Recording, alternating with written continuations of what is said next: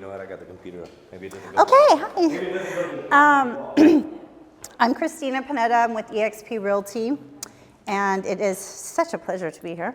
I love all the familiar faces because I think all of us could say, oh, I follow you, I follow you, I follow you, but you don't know each other. So today, please make sure that you talk to some people, walk away with, just networking, because in this business, it's all about networking. Who do you know? When you write those offers, you're like, I know Jen. Jen, that's your listing. Hey, so just utilize this moment, this platform. Thank you for having me, Bill Davis team. This is so exciting. So while he's getting that together, pop a bottle. So how many of you really take the time to brand? I mean, it goes beyond social media. This little bag I got from a friend of mine, and I really appreciate it because I use it. I use it when I door knock. So I put my flyers in there and I'm out and about, right? So guess who am I? I am the baddest real estate agent. That is where you need to come in with confidence. You need to just walk the walk, talk the talk. Even if you're brand new, people don't know unless you show them that you're new, right? On top of that, this is my little goodie bag while Bill's doing his thing. Get a shirt. Like, do you go out to brunch, lunch, walk the dog? Are you wearing something so people know that you're a real estate agent? Do they know? Do they care where you work? Probably not so much as who you are, right? So stay in that. My brand, as you can see, I'm green. Do you have my clicker going? Yeah, thing? good. Okay, good. I brought it over here. Huh? Answer, please. Nothing. No, nothing? Okay, well, I'm just gonna keep talking. So with, the branding, the colors, I know a lot of you guys can think of people that you've seen through Instagram who have like their whole page pink, their whole page glitter, their whole page whatever. I picked green because I kind of like that color. Why do I like that color?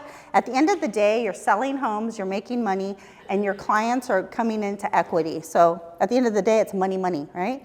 I'm not saying like, ooh, chase the money, because you guys don't want to be commission breath. You just want to be that person that's the resource to help the client get to the next level, help you and your business get to the next level. And if they don't know who you are walking the streets, then that's your fault, okay? Has nothing to do with social media. This is not social media. This is me walking down the street, seeing somebody walking their dog, and they're like, oh, chit chat. Oh, by the way, I sell real estate in your neighborhood. I live here too. Isn't this great? And that's how it happens. That's how easy it happens. Let me get this clicker thing going. You're going the wrong way. Oh, We're back. That's okay. Figured it out. So we already talked about colors, fonts, logos, personal touch. I have this little saying, Bay to LA. For the last 9 years, I've been going back and forth to LA from the Bay. My relationship is over there, but it's also opened up some doors. In that neighborhood, they have $1 million listings in Hollywood. And when I take my walk to the reservoir, Hollywood Reservoir, I see open houses those days. So I always walk in, and guess who I see? Tracy Tudor, $1 million listing lady. I'm like, hey! Again, going back to connections, going back to who you are, going back to I am a real estate agent, and I am in your network, I am in your circle. You have to be part of that part for people to really trust you. That's who we are, resources. We're trustworthy people. The biggest purchase in somebody's life is with you. So just remember that. Instant recognition, know what to expect when you come to my page. I talk a lot of my stories. I promise you, you're gonna know I'm singing songs, I'm a grandma, and I'm a mom of 2. And I love my girl gang. I could tell you 4 or 5 of them are in this group right now. Thank you for supporting me always. But it's really important that my clients or future clients know who I am. They know that I like donuts. They know that I like to go to wineries. They know that I like to sell homes. They know that I'm gonna work hard and get closing costs covered for them.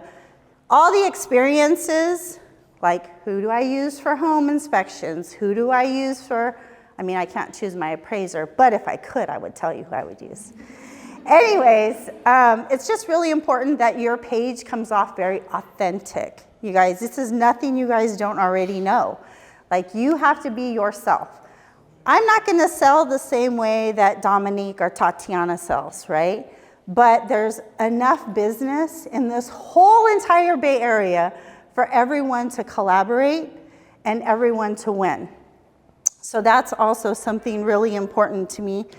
In our office, for those that don't know, a little bit about me too, is I was on Team Fast. That's how I started with EXP 5 years ago, and I was with a small brokerage before that. But when I came on to Team Fast, I was the 18th person on Team Fast with Kenny, and it was amazing. I learned a lot. Then I went independent and then grew my downline. And it came authentically. So I never went out to recruit anybody. People would call me just from Instagram like, hey, how can I learn from you? And I'm like, me? Learn from me? No. But at the end of the day, I just realized that everyone really loves a place to collaborate. And that's where I can truly say, if you are in this room and you have not joined EXP, and I just have to put it out there, the Bill Davis team is an amazing team, okay? There's a lot of tools here, and we collaborate. So, I can't stress enough how important collaboration is in my business, and it should be in your business. So, I always talk about my listings, my wins, my trips. I post mini stories, at least 7 to 10 a day. Also, hooks at the end. So, let's just say, if it's an agent question, I have some things for agents like, hey guys, I had a horrible, I'm going to say appraiser again, but had a horrible appraisal. Should I dispute this? What would you do? So I can get some engagement like that. Sorry, Bill. And that works for me on 2 different levels, right? It could work for me for agent attraction, or it could work for me growing my vendors, because I might have a lender that just happened to notice like, hey, she's talking about lending, which we always appreciate our lender partners, because that is your partner. When you go into deals, so important who you work with. Grace is an amazing lender. We have a bunch of lenders in this room.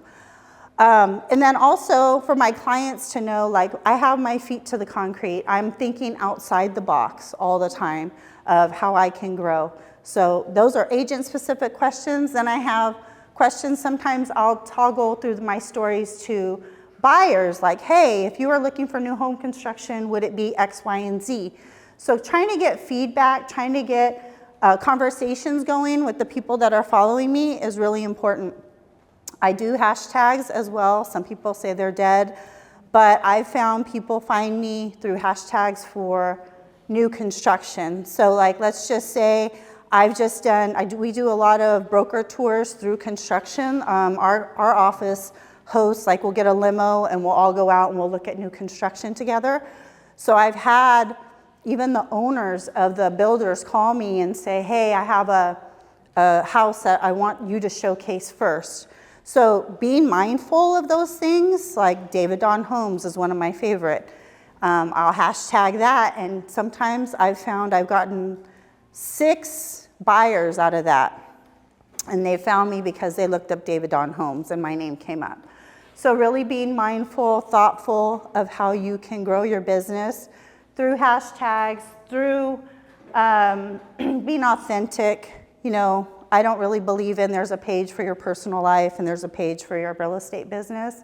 I believe I want you to see who I am, period, end of story. I'm not going to show you guys when I fall, but if it's funny enough and somebody captions it, then I might just show. But the biggest thing is just being authentic. And I've had a great time at loving my social media platforms. In the last 5 years, I've grown it to over 5,000 followers. And I do my best to stay in it daily, posting on my wall once a day, posting 10 stories every day. I just think that it's a big piece of my business. So I don't know if I have another slide here, but let's see. Thanks, Bill, to your VA. So I went the wrong way. Sorry, guys. Okay. Then community. I don't know if you do this, but when you do this, think of me. So when you have a listing, our crew, if you will, if I will say that, we post. So I'll post, hey, a new listing just came out, and I'll tag 20 people. When you post it on that wall, 20 people. I put 20 people, not the same people every time. So let's just say, for instance, I have a listing in Brentwood. I have a core group of Brentwood agents, not all EXP. They could be Coldwell Banker, Remax, it could be lenders. I mix it up. That way, that post gets shared on 20 more pages. Then I go to my story, repost that same story, tag 20 different people. So now that's 40 people, providing people want to collaborate with me, providing that they see the bigger vision. No one's gonna come to me to be their agent. They're just saying, hey, this person has a new listing. Hey, call me if you wanna see it. Then guess what? That was a free advertisement for you. You might get a new buyer. I might get a ratified contract, and we all win. And the same in return. So don't be afraid to tag other people in the same industry. Like, that is like everything.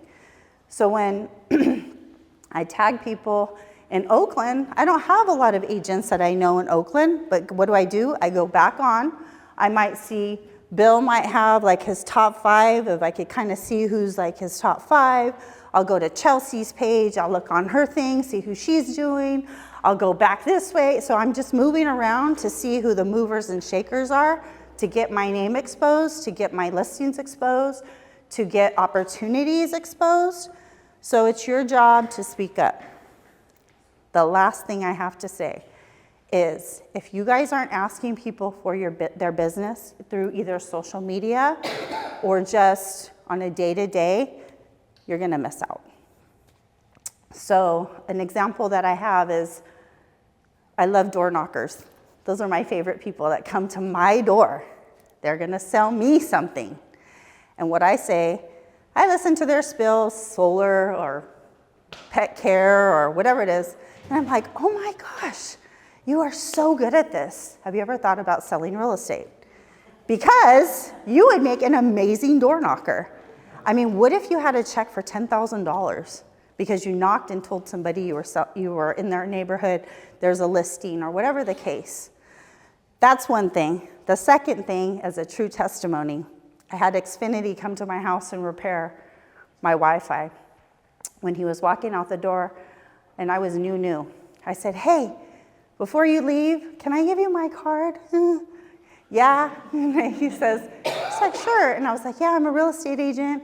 And I was just, if you have anybody, maybe we can, partner on something, or we can work out a little something, like, will you take my card? He's like, you know what? He said, my mom wants to sell her property in Oakland. He's like, when can you go see it? Right now, right now. He was like, really, right now? I said, 10 minutes, I will be in my car. In fact, I'm going to Oakland right now. So they don't need to know you're not going to Oakland. They need to know that you're ready, willing, and able to get the deal done.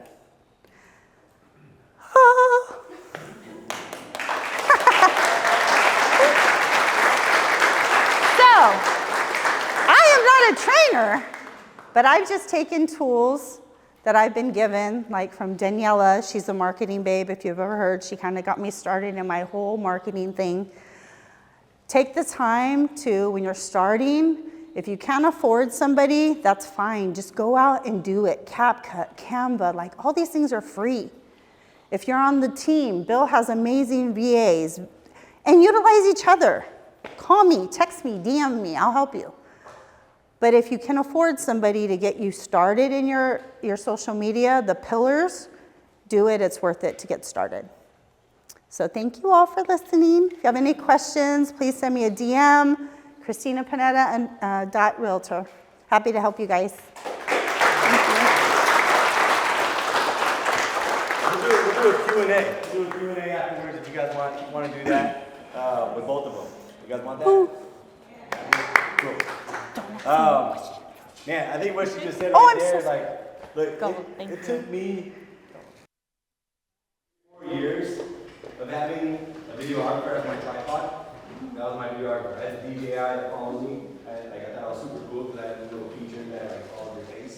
And I would stand there and like, is it still following me? Like that was my videographer for like 2-3 years until I started selling my phones to be able to get somebody like Sebastian to like start to do videographer. So definitely got built little by little, but the phone is everything. You know, I think that's, people talk about, oh, I need a better mic, I need a better camera, I need this, I need a better editing app, I need to do this. It's all excuses. It's all excuses getting in the way. Just like buyers talking about tariffs and stuff. It's all excuses. All right, so we got Arjun here. You guys know who Arjun is. Arjun's big player over here in the Bay Area. I'm excited to have him in-house. He throws amazing events. LFG, man, you guys got to be a part of it. You guys, I send invites to like his master classes that he has, the masterminds that he has, and different things. So he had well over 100,000, 200,000. How many followers did you have at one time? It's about 150. Yeah, 150,000 followers. And gold medalist coach for America. Yeah.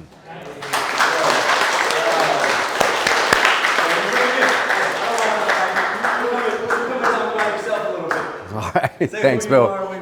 Thanks, Bill. Appreciate it. It's good to see you guys. What's going on? You know, Christina, that was great. I picked up something that you reminded me of, and I will just say this about what Christina was talking about and how important it is, guys. Everybody in here has a brand, whether you realize it or not. Some of you just haven't taken ownership of it. She owns her brand. She walks it. A brand shows up in the room before you do. It gets to meetings before you do. It's what people say about you when you're not here.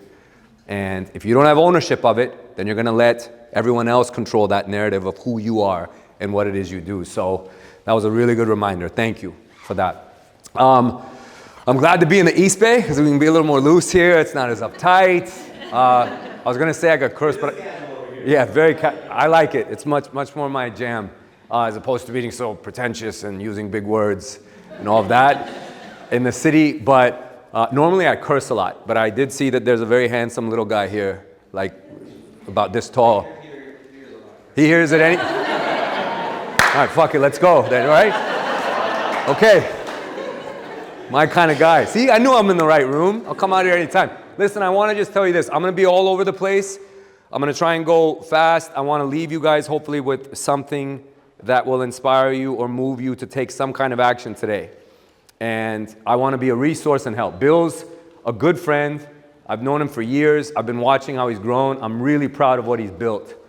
He's a part of our community, the LFG Society, which is an online group and mastermind for entrepreneurs, all focused on personal growth and involvement. He was one of our founding members, actually joined on day one, which I appreciate. So I will do anything for anyone that's part of that circle. But I will tell you guys this guy walks the walk. And those of you that work with him or you're part of his organization, I was just talking with Sebastian, I think, earlier. We're talking about positivity. He's like, you always post videos that are positive about the market, which is good. Like, you never say it's crashing. Yes, because the market isn't crashing.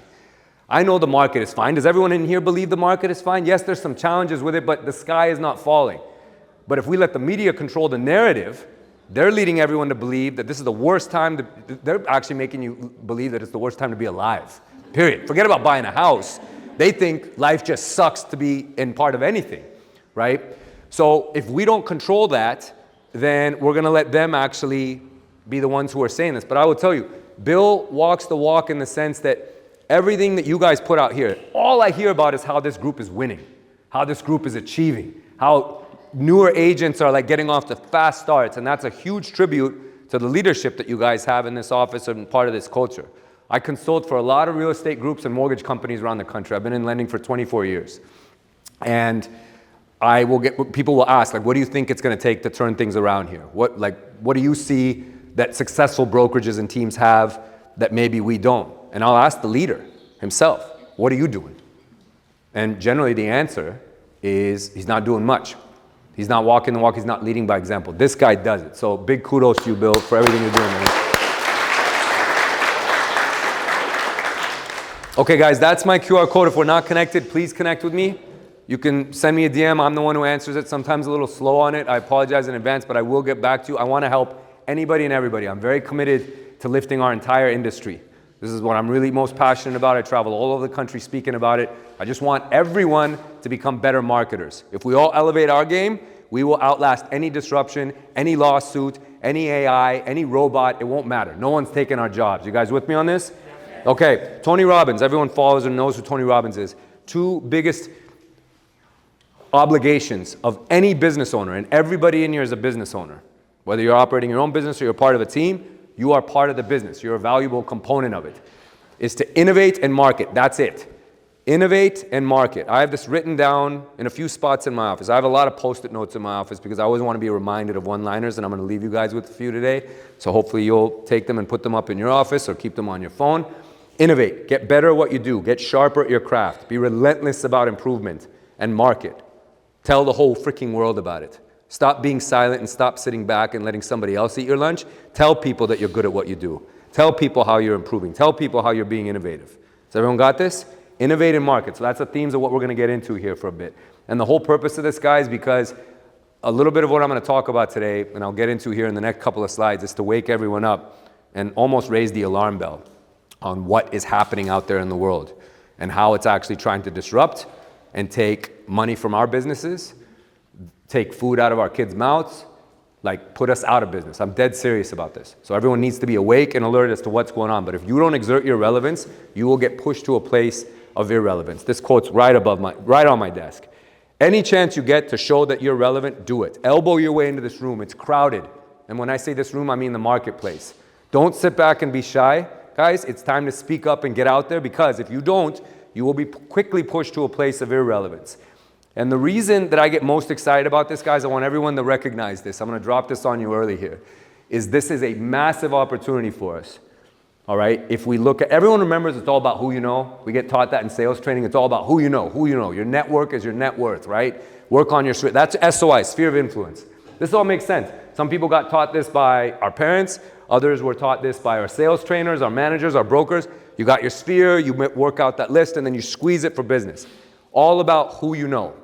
Going forward, guys, for the rest of 2025 and forever, it's not about who you know, it's about who knows you. Okay? I want you to flip that. That's what the market is. It's about who knows you. Everything you do where you're trying to exert some relevance, you can actually create relevance within the market. This isn't even actually to scale, guys. This circle is actually, I just can't fit it on the screen. That circle is 1 million times bigger than what SOI is. The market is infinite. If you have visibility, which is then raising your credibility that you will have influence here. And then this becomes endless. You'll have more than enough business to go around and take care of you. You'll need to have humongous teams, and you're going to feed everyone really well. Does everyone get this? It's all about who knows you going forward. When you walk out of here, it's not about who I know. It's about who knows me. Where am I showing up? How visible am I? Because ultimately, guys, at the end of the day, that is the currency that we have direct control over. Okay, let's talk politics. Okay, this is always fun. By a show of hands, who in this last election? I'm kidding.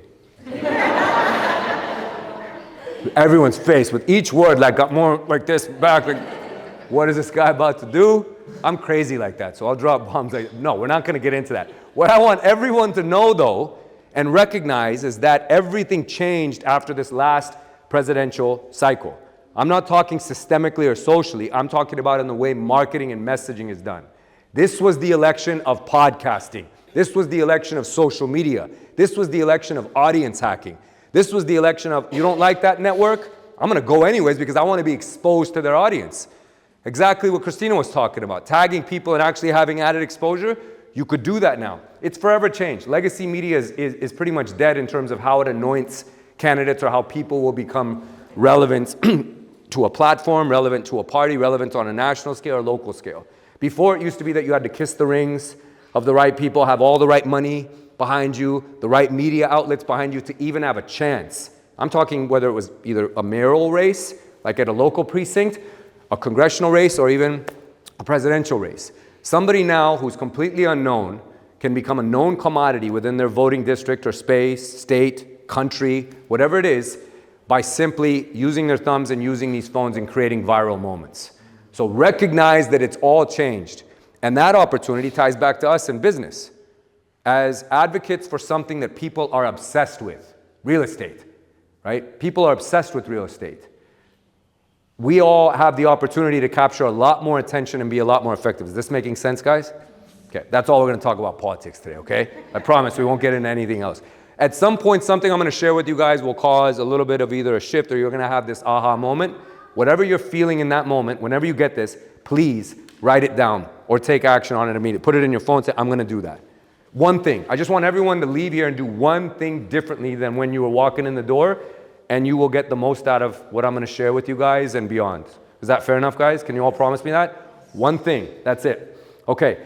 The 3 themes that I talk about in most rooms that we all need to be focused on and have control over are visibility, community, and evolving. Evolving, I'm not going to get into today. I will send you a guide on this. If you just send me a DM and say evolve, I'll email it to you. Okay? Because I have a guide on what I feel, how all of us, this is all I'll say on this topic, all of us need to ditch the expression, the title real estate agent and loan officer. I don't feel those titles get us the respect we deserve. Okay? And I say us because I'm in the same place as you guys. I fight for business every day. I'm in the trenches with you. I work in sales. We're all under the real estate umbrella. Title people, marketers, creatives, lenders, and agents. I think what we have to do and firmly believe, a real estate agent should not refer to themselves as a real estate agent. They should be referred to as a real estate advisor. And mortgage people should be referred to as mortgage advisors. Why? What do you do when an advisor calls you? You listen. How many of us feel like that's our biggest battle? These clients won't listen. They don't think I'm credible enough. They're taking somebody else's advice. If he says, my dad told me one more time, I'm going to kill this guy, right? If I had a nickel for every single time I did that, I wouldn't be in this room with you guys right now. I'd be on a beach somewhere. It happens all the time. So everyone needs to evolve. And the way you do that, I've got a guide, I feel, in the 3 areas, whether you're a lender or an agent. The 3 areas we need to all be proficient in. And so I'll send it to you. So we're not going to get into that today. Community is massive. Okay, Christina touched on this from a marketing standpoint. I also speak about community, that you got to be part of something. You guys are obviously part of a great team, whether you're in Christina's organization or Bill's, or you're part of the whole EXP family, right? There's great culture. It's a movement that's going around the country. You're part of a great thing. Be part of other communities, whether they are masterminds, online spaces, things that are going to kind of be with your tribe, all right? Everything that you do and everything that you're exposed to is going to have an impact on you. So it's time to take stock of what we expose ourselves to, what we're absorbing in, and tighten the circles a little bit. And then visibility, which is the main theme. Okay? I'm going to share with you guys real quick. Let me jump into this real fast here. Actually, you know what? I'll come back to it. Let's do this. State of the market right now, guys, where we're at. Just shout it out, whether it's a one-word, conflict or a challenge or a sense. No order here. You don't have to raise your hand. Like, what's the state of the market right now and that we're working with here in the East Bay or South Bay, whatever it is? Yes, Grace. Buyer's market. It's a buyer's market, okay? Very good. What else, guys? Anything. Challenge, it could be positive, negative. Doesn't matter. I think there's a lot of fear. Fear, yes, that's massive. Fear, confusion. Somebody said what? Curiosity. Like they're intrigued, but they're kind of timid. Right? Like, I'm curious about this. I'll put my toe in the water, but I don't want to go in. Okay? That's a great point. Shifting market. It's constantly, like the goalposts keep moving on us, right? Whether it's tariff talk. Anyone also fascinated with how many tariff experts we have in the United States now today? Right? I didn't realize I was friends with so many intelligent people on social media until recently. I was like, man, well, how have I been missing out? These guys are so freaking smart. Actually, they're not, because most of them can't even spell tariff correctly. Okay. 2 R's. 1 F, 2 Fs, 2 Rs, everyone's got it backwards. Okay, so what's going on in the news and how confusing things are, how scary things are, but the goalposts keep moving on us, right? We have to roll with those punches. We don't have any control over that. What else? How about inventory? Is that a challenge still in the East Bay? Here in most markets, people say we're very constrained with inventory. That's a big challenge. Okay, say again? Rates, yeah, they go up. I mean, it's so volatile, right? It's crazy. We don't even know. Although we've been in a nice level area of stability and a slight downward trend over the last 5, 6, 7 market days, which is good. And that could get better this week with the jobs report coming out. What else, guys? Anyone, 1 or 2 last things on the state of the market? Agents. There's been a shift in agents. you know, with the changes in the rates and then the commission structures, Mm-hmm. the whole NAR, the whole. Right. There's so many changes for the actual advisor Mm-hmm. that some people, I feel, that used to be super busy, maybe aren't as busy, or some people just falling out. Yeah, we're seeing a lot of that, right? I think between lending and real estate, 600,000 people have exited the business over the course of the last 2.5 years. That's a lot. Lending, I'll tell you, say again? That even trickles down to appraisers. So there was 22,000 before COVID. Now we're at 9,000 and some change in California active. 22,000 active appraisers pre-COVID. Correct. Now it's down to 9,000 appraisers. Yes. Okay. Man, okay. That tells you right there, right? What's going on? It's no longer Of course. high interest rate. So they're out of business, right? Lenders, there were 300,000 plus registered MLOs at the start of 2023. That number is closer to 90,000 right now. Basically, 60% of lenders they have either haven't renewed, washed out. Now that doesn't include bankers, okay? So they're kind of like a gray area in that data, but still, guys, we see a lot of people actually moving out. Now, all these things that we're talking about with the state of the market, are you talking about them regularly? No. Why not? Why aren't we talking about this stuff? This is all the stuff that you are the expert on, or you have the clarity on. You can clear up the confusion. Why aren't we talking about this stuff? This is all the stuff that we need to take control over. Again, if we let the media take control or actually run the narrative.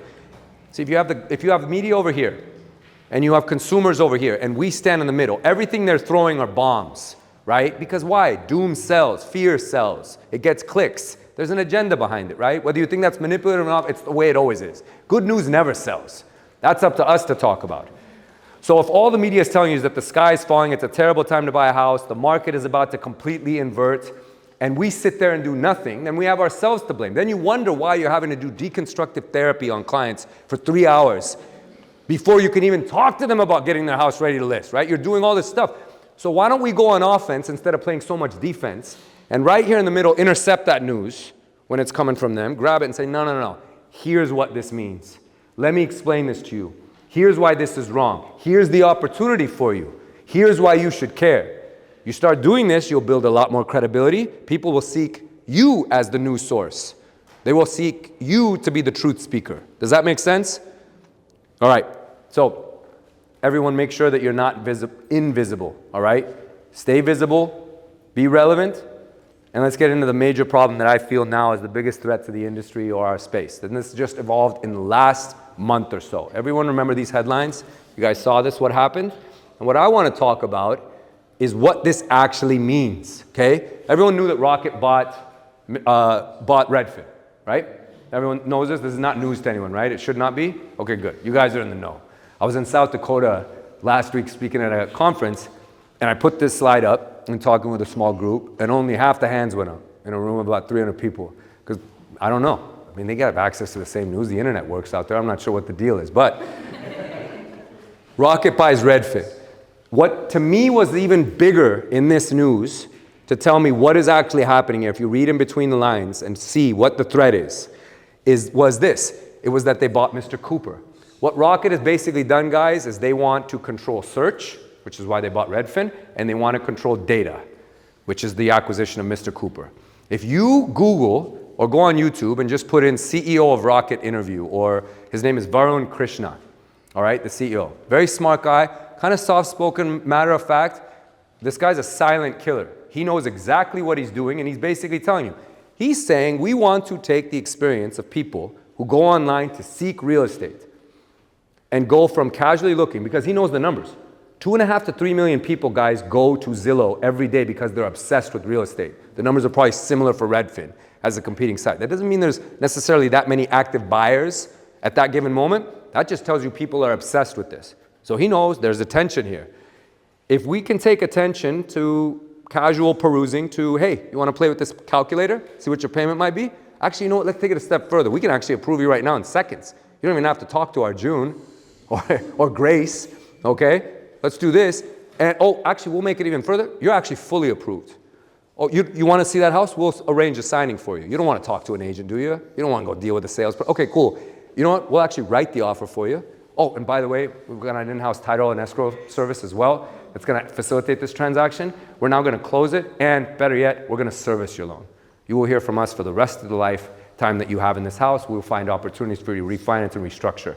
That's what he's creating. What consumer, I'm not saying whether it's right or wrong, what consumer in the world is not going to jump all over that? I want to jump all over that because it removed all the friction and it made my life easier. Now, what can that process not replace? People, your network. Like a lot of you tout, because I follow a lot of you and I'm close with a lot of you and we converse regularly, right?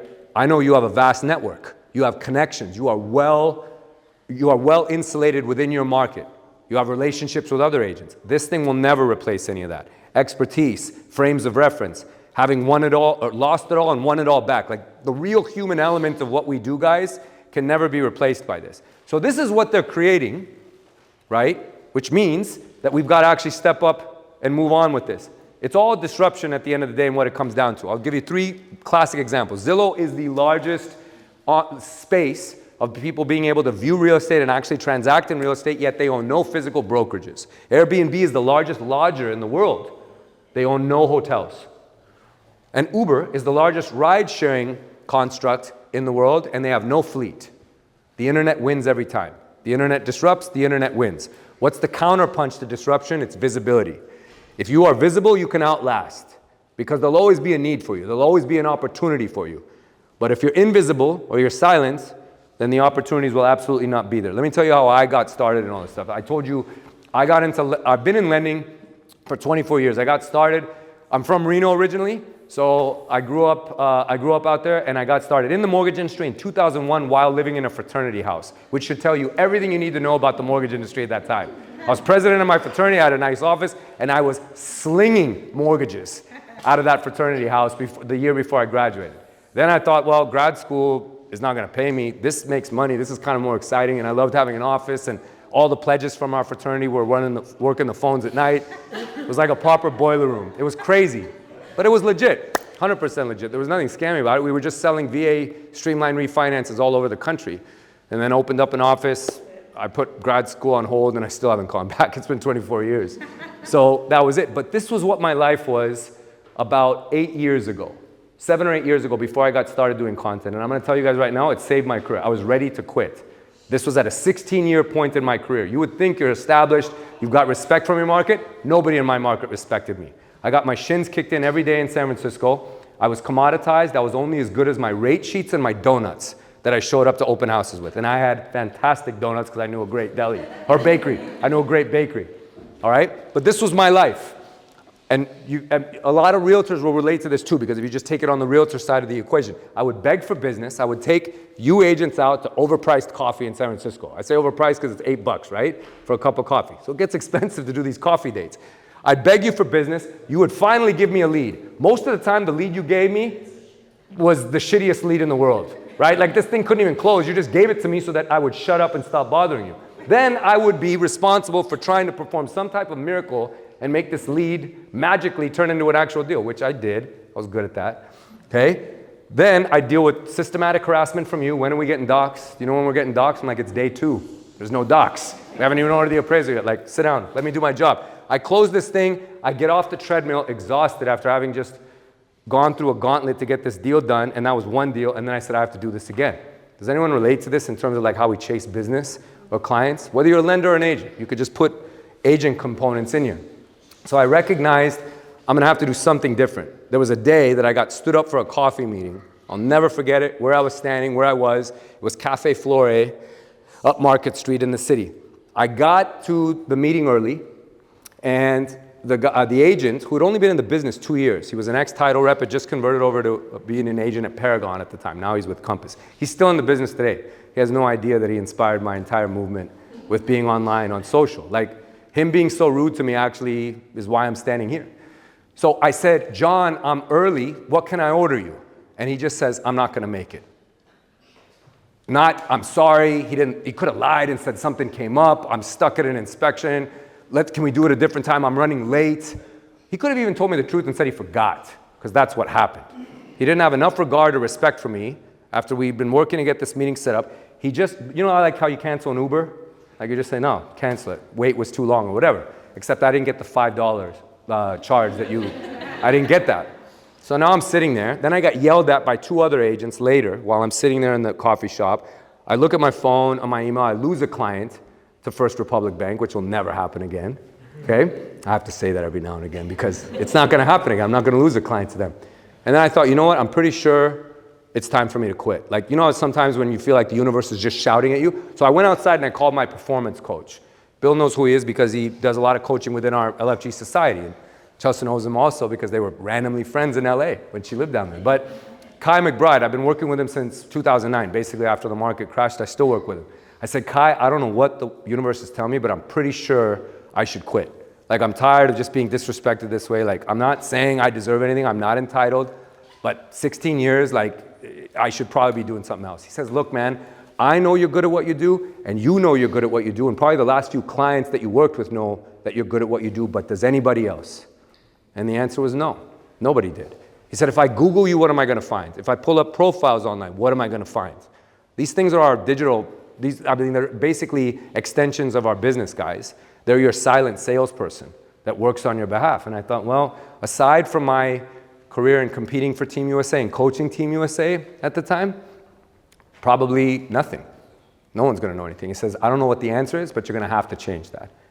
I went to a Gary Vee event in Miami a few months later with my brother Neil, who a lot of you guys know, and everything changed from there. I said, I'm going to go all in on this stuff because I have direct control over how visible I am.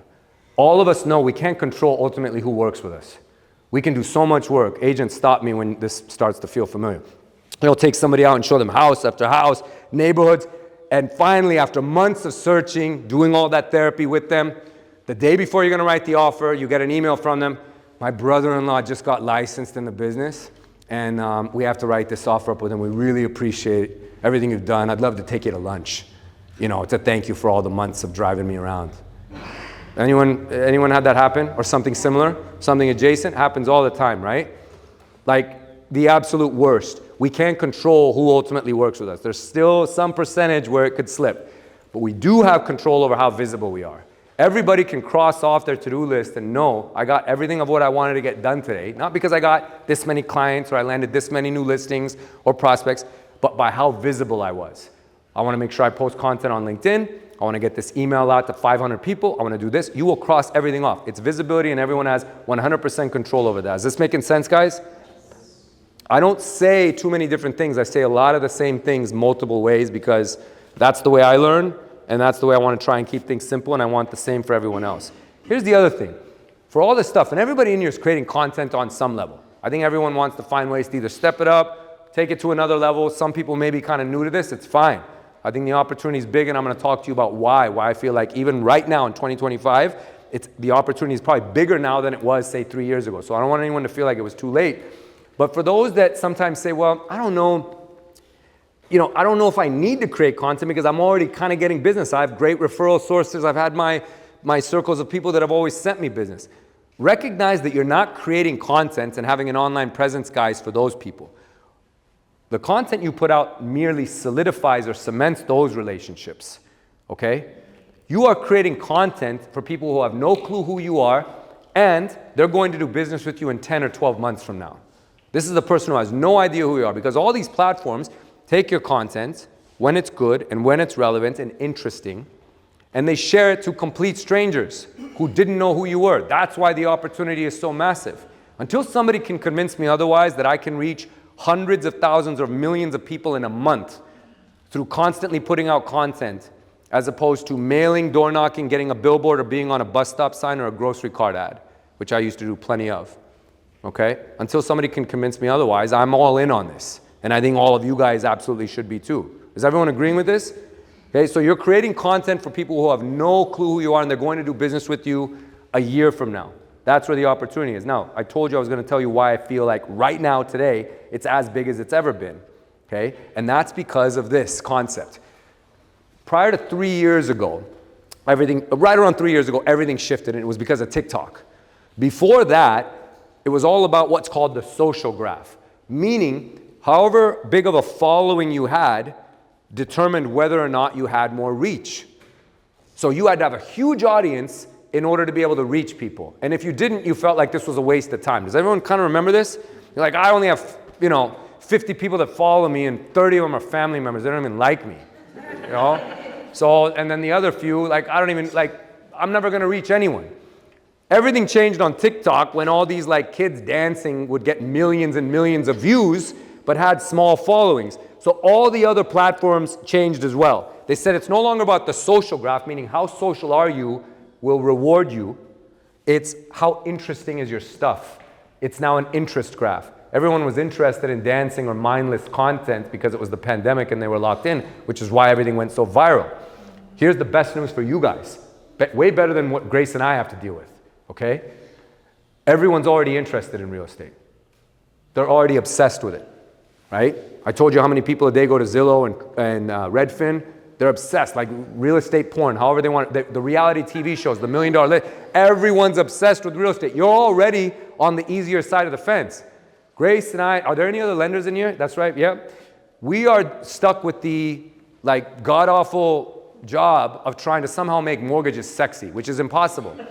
Or numbers sexy, right? There's nothing fun or cool. Nobody wants a mortgage, they want the house. They want the dream, they don't want the underwriting. They don't want the conditions. They don't want the appraisal or, F the inspection, but who cares?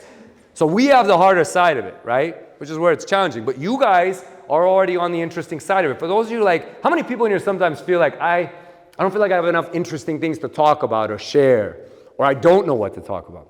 I will tell you right now, you can remove all that. You're overthinking it. You are the content. Be the content. Everything you do in your day-to-day, the neighborhoods you tour, the office meetings you go to, the opportunities like this to collaborate, the neighborhoods that you are kind of driving down, all the new home developments that you walk, that's all content. You're doing it every single day. You already know what to talk about because you're living it every day. You're just not documenting it and making it visible, okay? Is that making sense, guys? I don't want anyone to feel like they have some excuse or that there's any barrier to all this. It's all about the interest graph. Somebody today can post a piece of content who just got started with an account and maybe has 5 followers and reach millions of people. Millions. Hundreds of thousands even. Screw it, even 1,000 people. Some people are like, that sucks. Do you know how many people 1,000 is?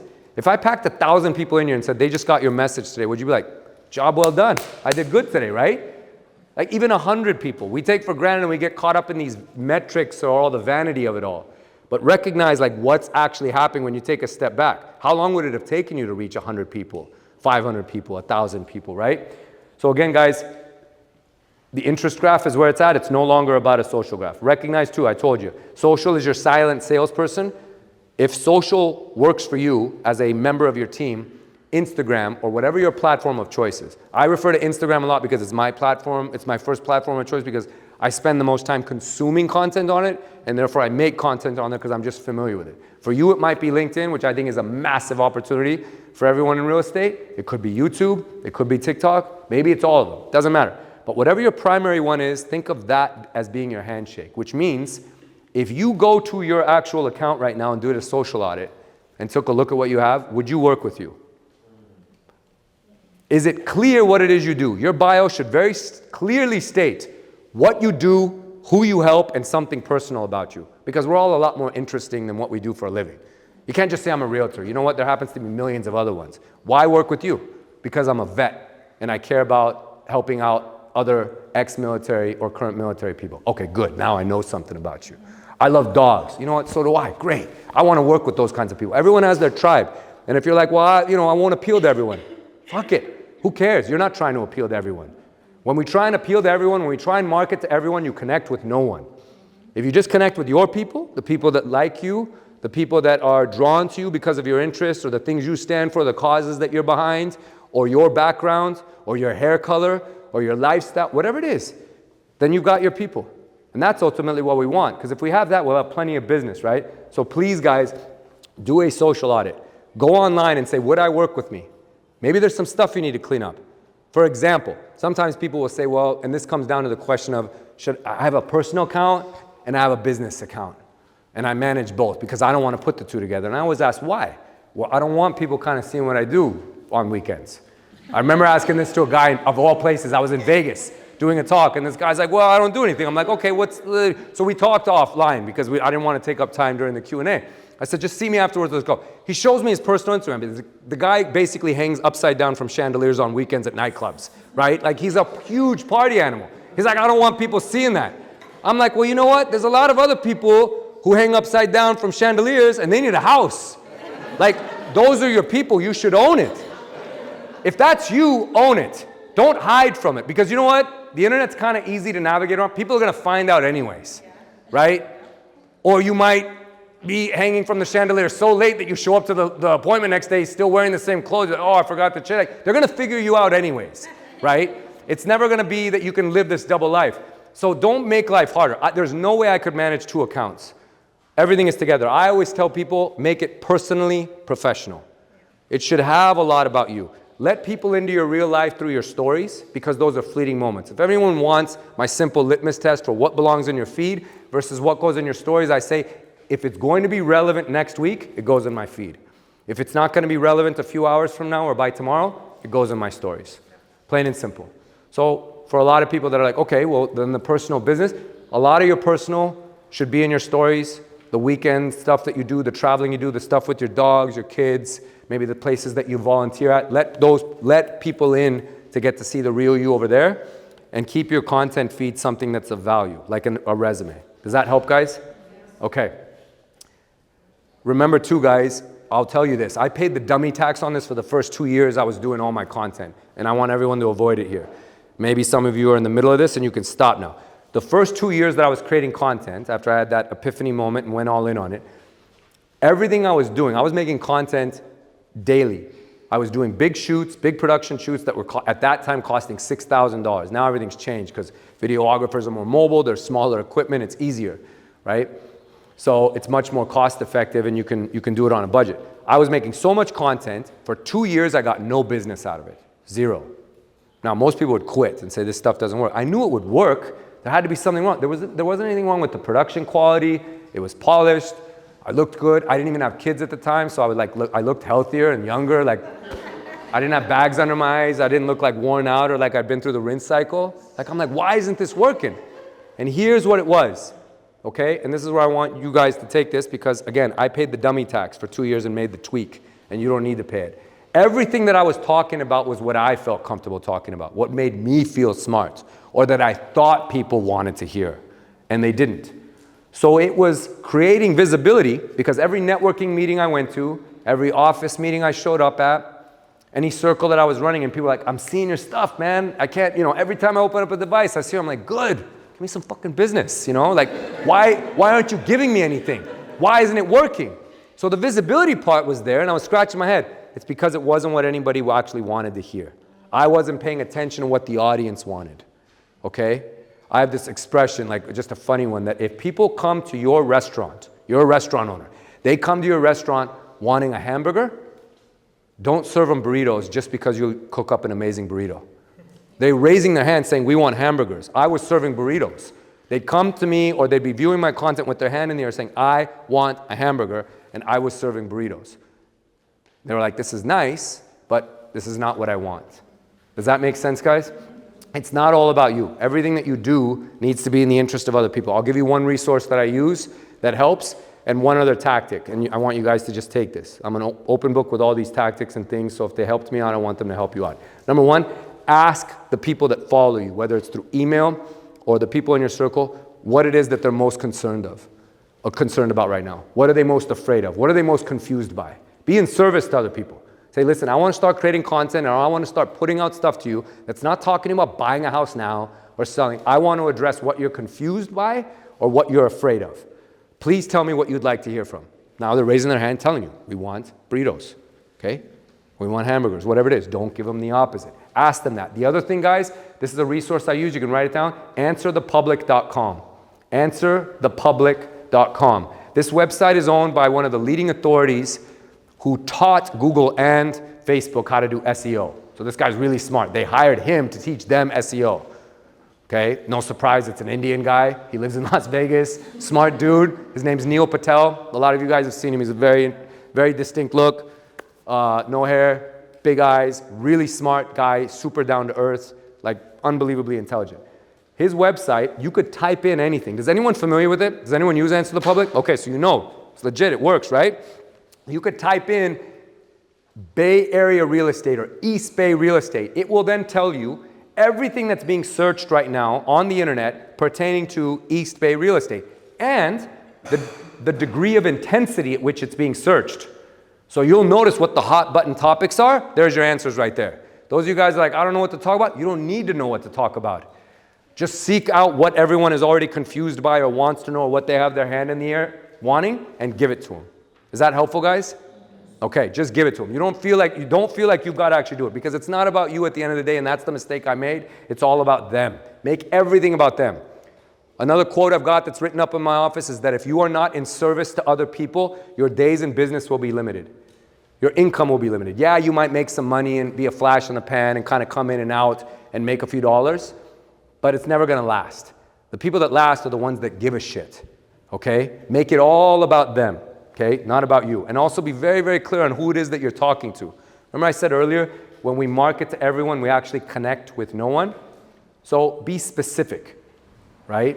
Like, let me ask you, sir, who do you work, like who's your target audience? I'm not saying the only person you want to work with, but who's your main target client? Mostly first-time home buyers, generally like 25 to 30 years old. This is perfect, okay? You see how specific this was? He didn't just say first-time buyers. Okay, first of all, he didn't just say, I love to work with buyers. Not specific enough. There happens to be about 4.5 million of them in the United States that have their hand in the air saying, I want a house right now, okay? How's he gonna market or connect with 4.5 million people? No, he said first-time buyers, so he's specific about the segment, and then he also gave me an age range, which is good, right? Single or as couples, right? Basically in that range. Okay, good. Who do you work with? I work with a lot of first responders from like 25 to 35. Super. And a lot of single guys. And a lot of single guys. But you're married. If it works for you, it works for you. You do it. You do it, right? Okay, I like that. Super, super specific. You guys get the point I'm making here? So kind of go back when you do that social audit and maybe ask yourself, who do I work with? I'm not saying, like, if somebody else who is a first-time buyer who doesn't happen to be a first responder comes up to her, she's not gonna be like, I don't work with you. Of course she'll work with him. But she knows who her primary target is. And then of course you'll help other people from there, right? I'm same. I work with self-employed, first-time buyers, generally who are in the entrepreneurial space, like not just like a small business. They've started up something big and their taxes and finances are messy. That's my niche. Sure, I can compete in other areas, but I want to be very, very specific. So everyone take stock of who you work with, who you're trying to serve, figure out what they're confused by, what's holding them back from taking action in this market, research the hell out of it, and serve it to them. There's your connection. That's as complicated as business needs to be. Is that helpful? Okay. Let me do the, Bill, how am I on time?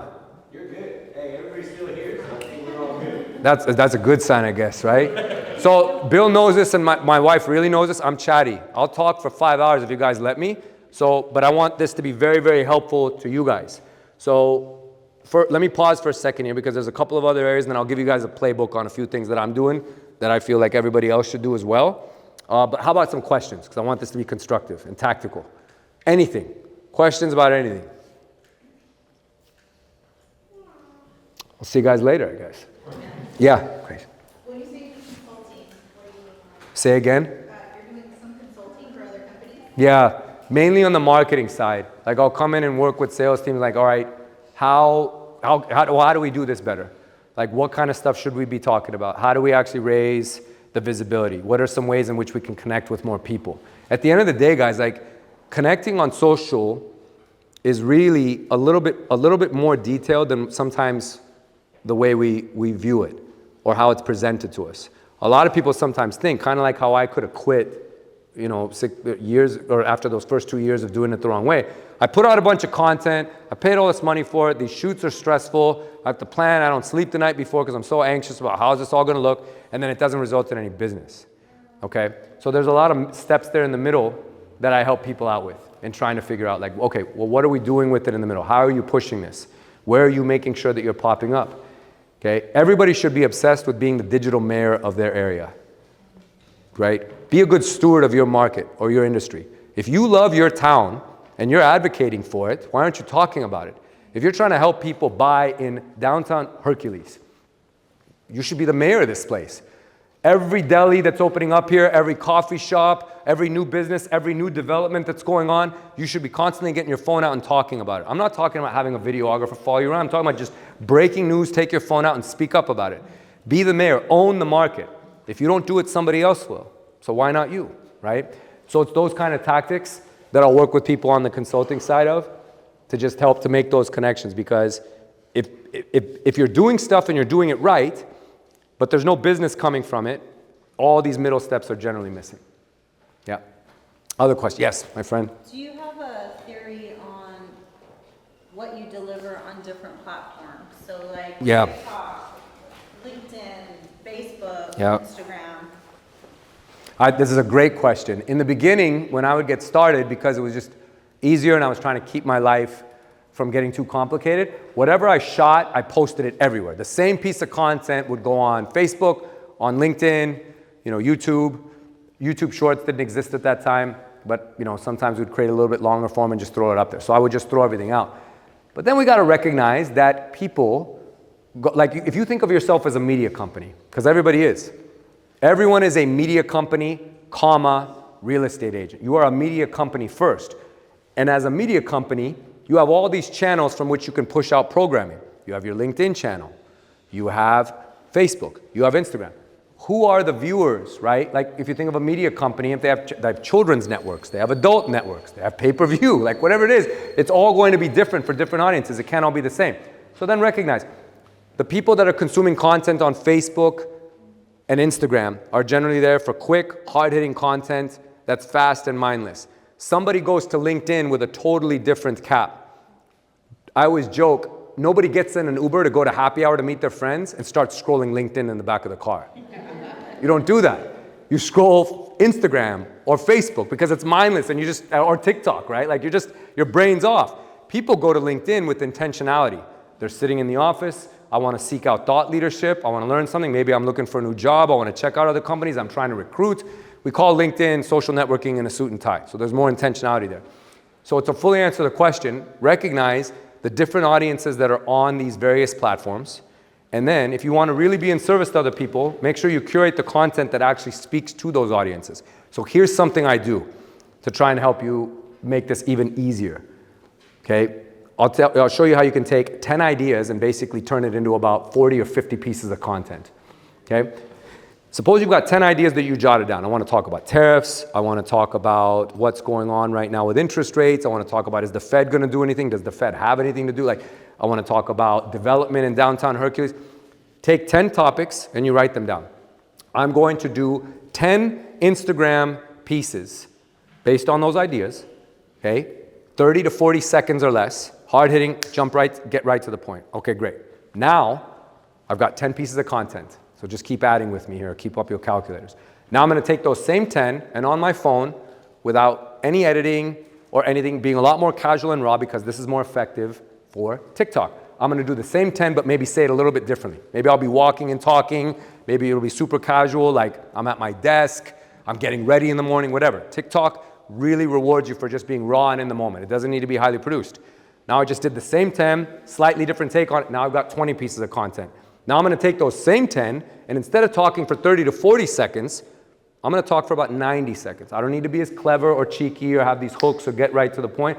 I can elongate, I can use bigger words, I can talk a little slower. Maybe the 10 that I shot that were for Instagram were seated. I'm going to do these 10 for LinkedIn standing up. LinkedIn, 90 seconds, give or take. So I'm going to take the same 10 ideas and just go longer on it, not feel that I'm rushed. Now I've curated content specifically for that platform. You guys see how this compounds? Then I could take those same 10, maybe 5 of them, all right? Maybe all 10, and say, you know what, I could actually talk for 8 to 10 minutes on this topic of what's happening in downtown Hercules. There's a lot I can tie into this. Now I've got 10 YouTube videos, okay? So all you need are about 5 to 10 ideas, and you can squeeze that for so many pieces of content so that you buy back some time, because thinking of 50 ideas would be very difficult. Sometimes even 10 ideas might be a little bit difficult unless you're getting really used to this. But keep an idea sheet in your phone, or have it. When you start to get this thinking cap on as a creative and as a marketer, which we all need to be. Everyone's got to be the best marketer around, because that's how you outlast. take these ideas and put them down on paper, jot them down on your phone. Don't forget, when you have that moment in the shower, right? And you say, as soon as you get out of the shower, okay, dry off first so you don't slip, jot it down, put it down. I have forgotten so many ideas that I'm like, man, that could have made me so much money, or maybe it would have changed the world or something. We've all had those moments. So just keep jotting down ideas, keep them on the list. When you're actually ready to start doing something, say how many of these would I actually want to do content on, and then use that formula I just gave you to squeeze 30, 40, 50 pieces of content. Was that helpful? Which one do you dance in? So I used to dance a lot. I used to dance a lot back in the day. I used to do Michael Jackson impersonations at my high school. And so I'd always do them at the assemblies. And then as soon as I got into college, I stopped. And now you definitely don't want, it's a bad look now, unfortunately, which is heartbreaking because I grew up on that music. But yeah. Bill, anything, brother? I want to touch base. So Yeah. we're all here, we're all taking notes. We go to a lot of conferences and do a lot of Chet Black stuff where he's talking about like, you go to his conferences and it's all the same stuff, same content. Like we hear a lot of this stuff over and over again. It's just reminders of stuff we need to do. I would say, how do we get out there and actually execute?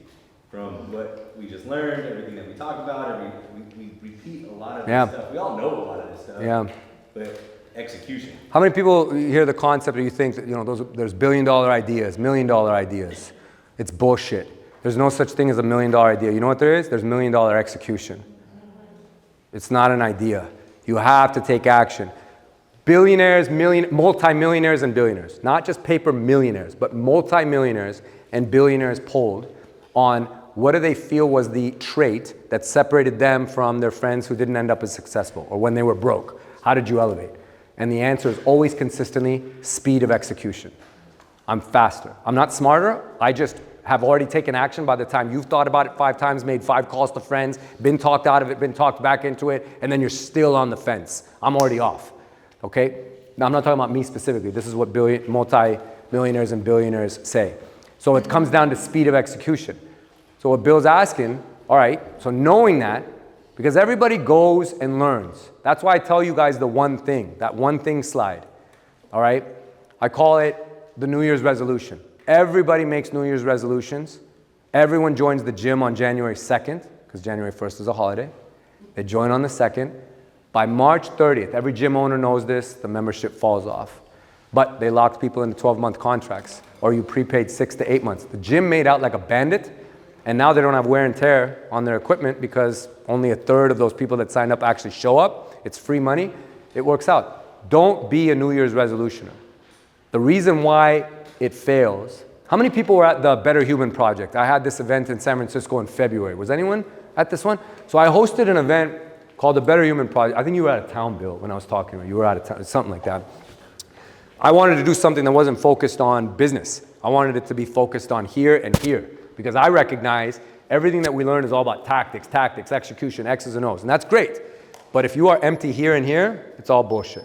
None of it will matter, right? So I said, we're going to do an event called, I came up with this clever name, the Better Human Project. We didn't even talk business. We didn't talk real estate. It was 250 people we had in the city with some great speakers, and it was all focused on being a better human. And it was all essentially about how you can actually be in service to each other, and what you were going to, how you're going to help people, right? The thing I want to share, or the thing I want to tell you specifically about it, is that we can promise people that we're going to do stuff all the time. You can promise. I've got this great listing presentation. I've got this, I've got that. We do all this stuff. But it all comes down to actually being able to show proof, right? And that's why I have this slide up. Proof over promise is what will ring. All right, Sharan Srivatsa, the president of Real, everyone sees him. He's kind of the it man in real estate. He's become a good friend and kind of a mentor, but he says that all the time, right? There's stuff we can learn from him because he's an advocate for the whole industry. Proof over promise, okay? Show proof of what you're doing. Show proof of how you're helping people. Don't tell me that you just sold a house. Tell me about the story about how you helped a single mom stay in this house after a nasty divorce and she didn't have to take her kids out of the school district and make them start over. Tell me that story. All right? It pulls people. You guys, did you feel that, what happened there when I said it to you? It pulled you in, right? It was emotional. It wasn't, I just sold this. You know what? That's not special anymore, guys. Millions of people sell houses every day. Why should I work with you? Because you give a shit. Because you care. Because you're a real human. That was the purpose of why we did the event. But I feel like everyone just needs to get out there and not hold back. Like the one thing that's holding you back it's probably something that has to do with here or here. So get serious about who it is you help, why you're even doing this. I'll tell you guys this right now. If you aren't all in this business, stop. Okay? Don't bother doing it. During COVID, we didn't have to be all in as service providers, as agents and lenders. The consumer was all in. I have to move, I need more space, I hate you, we're getting a divorce, we need a home gym, I need a home office, we're going to the burbs. The consumer was 101% all in. The agents and lenders, sorry to tell you guys, nobody was that great, we were just herding cats. We were facilitating transactions. Agents and lenders could be at 40 or 50% all in. This is why you saw so many people here in the Bay Area get licensed, make $1 million and get out, and they still rent. They still live in a 2-bedroom apartment with 3 roommates because somebody converted the living room and they made that much money. Like, how would you buy a house from this guy? He doesn't even believe in the asset class. We didn't have to be all in. The consumer was all in. Right now, the consumer is at 40 or 50%. They are not all in. They are scared to death, scared shitless about what's going on with the job market, whether a tariff is actually going to ruin their life or help their life. They're confused by everything. So if they don't see that you are 100% all in, they'll smell that like a shark smells blood in the water and you're done.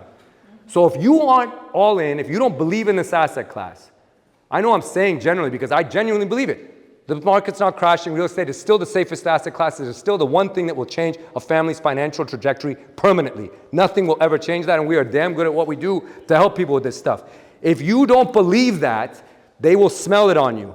So if you don't, and some of you in you might be like, I don't know if I believe it. That's okay. Reconcile that. Look in the mirror and figure it out. Sit down with your leadership. Sit down with a mentor and find out what's holding you back. If you still are convinced that it's not, because I don't know everything, guys, then just get out of it.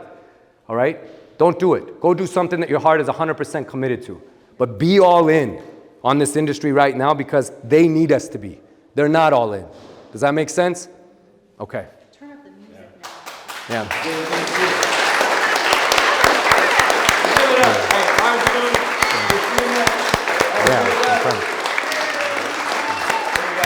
Thanks, brother.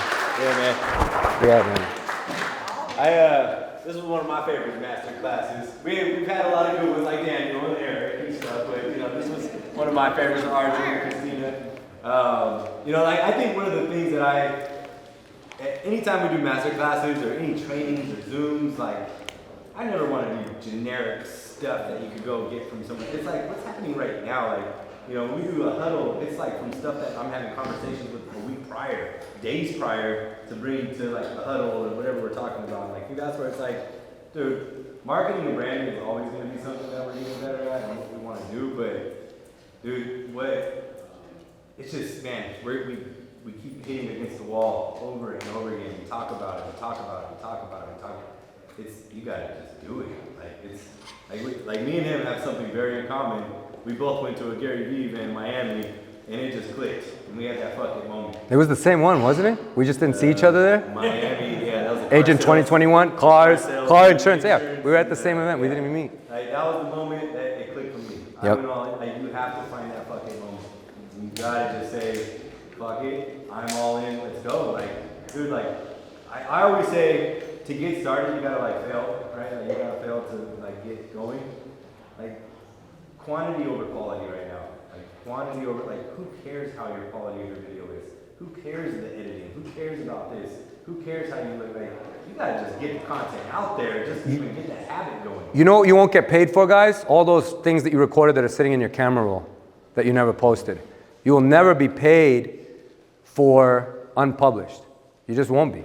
You'll get paid for imperfect but complete, but you'll never be paid for something that you just keep holding back on because you're waiting for it to be perfect. There's no such thing as perfect. I look tired and worn out to shit in 90% of the videos I put out.